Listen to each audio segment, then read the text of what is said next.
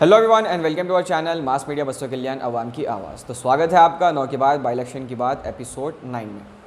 तो चलिए आज बाई इलेक्शन की बात सबसे पहले भारतीय जनता पार्टी से शुरू करते हैं।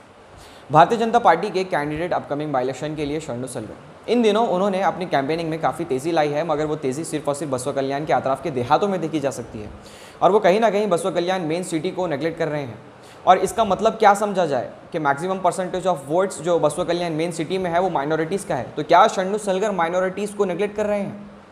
ये सीधा सवाल उन पर बनता है। तो चलिए आगे बढ़ते हैं और बात मजलिस इत्तेहादुल मुस्लिमीन की करते हैं। मजलिस इत्तेहादुल मुस्लिमीन के लिए कल 6 अप्रैल 2021 एक बहुत ही बड़ा दिन साबित होगा, क्योंकि कल बैरिस्टर असदुद्दीन ओवैसी बसवा कल्याण तशरीफ़ लाने वाले हैं और बसवा कल्याण के नौजवान उनके लिए अपने मन में जो भी जज्बात रखते हैं वो कहीं ना कहीं बाई इलेक्शन में मजलिस के लिए रुख मोड़ सकते हैं।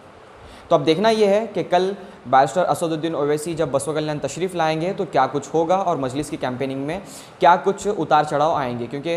बैरिस्टर असदुद्दीन ओवैसी खुद एक बहुत ही मंझे हुए खिलाड़ी हैं सियासत के मैदान में, तो वो क्या कुछ स्ट्रैटेजी मजलिस को यहाँ पर दे करके जाएंगे। तो चलिए आगे बढ़ते हैं और बात जनता दल सेक्युलर की करते हैं। जनता दल सेक्युलर जो इन दिनों अपनी कैंपेनिंग में काफ़ी ठीक ठाक नज़र आ रही है और उनके साथ कई सारे नौजवान जुड़े हुए हैं और वो मुख्तलिफ देहात का दौरा करते हुए नज़र आ रहे हैं और कहीं ना कहीं जेडीएस इन दिनों अपनी कैंपेनिंग को लेकर के काफ़ी सीरियस नज़र आ रही है। और आज जेडीएस के सीनियर लीडर असदुद्दीन, उनसे जब हमने बात की तो उन्होंने कांग्रेस के लगाए हुए एलिगेशन का जवाब देते हुए कहा कि बीजेड ज़मीर अहमद खान ने जिस तरह अपने पब्लिक मीटिंग के स्पीच के दौरान कहा था कि काला कुमार स्वामी, इन्होंने ये जो लफ्ज़ काला मेंशन किया है वो कहीं ना कहीं उनकी रेसिस्ट सोच को दर्शाता है कि वो काले गोरे में भेदभाव रखते हैं या फिर मखसूस नुकात जो उन्होंने बताए हैं रंग को लेकर के, वो बिल्कुल गलत बात है। और उसके अलावा उन्होंने जो 10 करोड़ की बात कही थी कि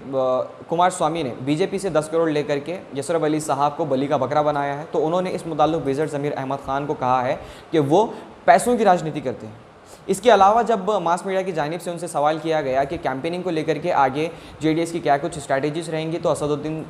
ने हमें बताया कि आने वाले दिनों में जेडीएस के लिए जेडीएस के जितने भी बड़े बड़े एमएलए हैं पूरे कर्नाटक भर में, वो बसवा कल्याण में कैंपेनिंग के लिए तशरीफ़ लाने वाले हैं और उसके अलावा भी कुमार स्वामी जैसे बड़े नाम भी देखे जा सकते हैं बाई इलेक्शंस की कैंपेनिंग के लिए। तो चलिए आगे बढ़ते हैं और बात कांग्रेस की करते हैं। कांग्रेस जो इन दिनों कैंपेनिंग में काफ़ी गुम नज़र आ रही है,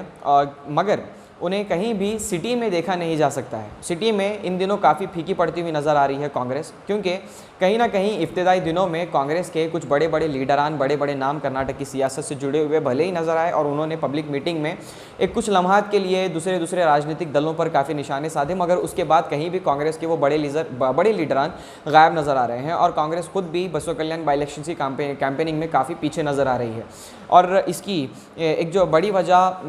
जो मानी जा रही है, इसमें कहीं ना कहीं जितने भी कांग्रेस के सोशल मीडिया पर एक्टिव कार्यकर्ता हैं वो बी नारायण राव को आगे कर रहे हैं और उनके नाम पर सिंपैथी के वोट लेने की कोशिश कर रहे हैं। तो इसका मतलब क्या समझा जाए? क्या माला बी नारायण राव उनकी अपनी काबिलियत कुछ नहीं है? तो ये सीधा सवाल कांग्रेस पर जाता है। तो चलिए आगे बढ़ते हैं और बात करते हैं मल्लिकार्जुन एस्कोबा की। मल्लिकार्जुन एस्कोबा जिस तरह से उन्होंने कहा था कि वो 3 अप्रैल 2021 तक बसवा कल्याण मेन सिटी में कैंपेनिंग करेंगे और उनकी वो कैंपेनिंग जहां तक हमारे ऑब्जर्वेशन में बात आई है काफ़ी मकबूल हुई है यहाँ की अवाम के बीच, क्योंकि उन्होंने हर एक शॉप पर जाकर वहाँ के लोगों के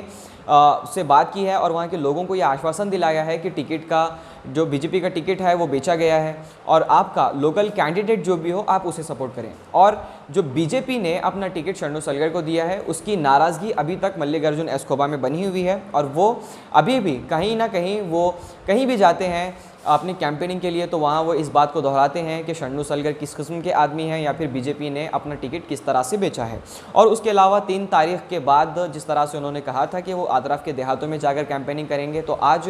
उन्होंने मुख्तलिफ देहातों का दौरा भी शुरू कर दिया है और वो हुलसुर गए थे, जहाँ पर उन्होंने हुलसुर एक बीजेपी का गढ़ माना जाता है, जहाँ पर उन्होंने लोगों से बात करते हुए कहा कि किस तरह से बीजेपी लोकल कैंडिडेट्स को नेगलेक्ट कर रही है। अब देखना ये है कि बीजेपी ने जो शरणु सलगर को टिकट दिया है जिसके अपोज में 16 से 17 लोकल कैंडिडेट्स बिल्कुल अपनी नाराज़गी जाहिर कर रहे हैं, क्या वो मुस्तकबिल में बीजेपी के साथ नजर आएंगे? क्योंकि अभी तक तो उन लोगों की नाराज़गी बनी हुई है और वो बीजेपी के साथ नहीं देखे। बस इतना ही, मगर आप ऐसी खबरों के लिए हमारे चैनल को सब्सक्राइब कीजिए और फॉलो कीजिए हमें फेसबुक पर और हमारे चैनल मास मीडिया बसवा कल्याण अवाम की आवाज़ के साथ।